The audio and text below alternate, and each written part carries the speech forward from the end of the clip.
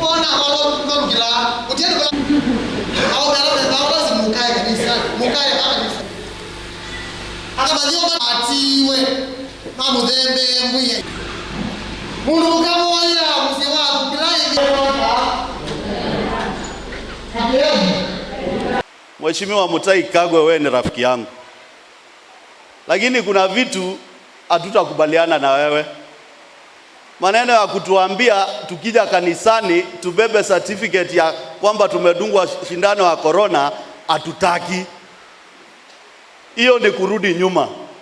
Wananchi wamepigwa shindano, wale hawajapigwa leta shindano wapigwe, lakini maneno ya kutupembesha certificate ya corona, hiyo ni wakati wa ukoloni. Wakati mkoloni alikuwa anaambia Wakenya wabebe kitambulisho waenda wakiinua juu. Nataka kuambia tarehe 29 tumeitwa bungeni kwa mswada wa political parties. Lakini hiyo mswada itasimamisha kwanza tuongee tukubaliane Wakenya hawatadhulumiwa. Nilikuwa nje juzi. Nimefika pale airport. Wageni wa Kenya wanaitishwa certificate. The courts have already made a decision.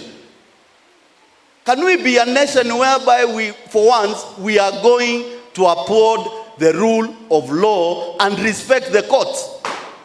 Hii ingine ni ukoloni mambo leo. Jamani. Asiku anataka niongee hivi wakati ya Krismasi, lakini hatutakubali. And I want to support our Archbishop Mwiri. He said the church will not implement. As Mule, I'm saying we are not going to adhere to those implementation. Period. Wakenya tunaishi kwa amani. Ndio tulipigania uhuru ili tuishi kama Wakenya tukiwa na uhuru. Usitulete na usitusumbue mwaka mpya.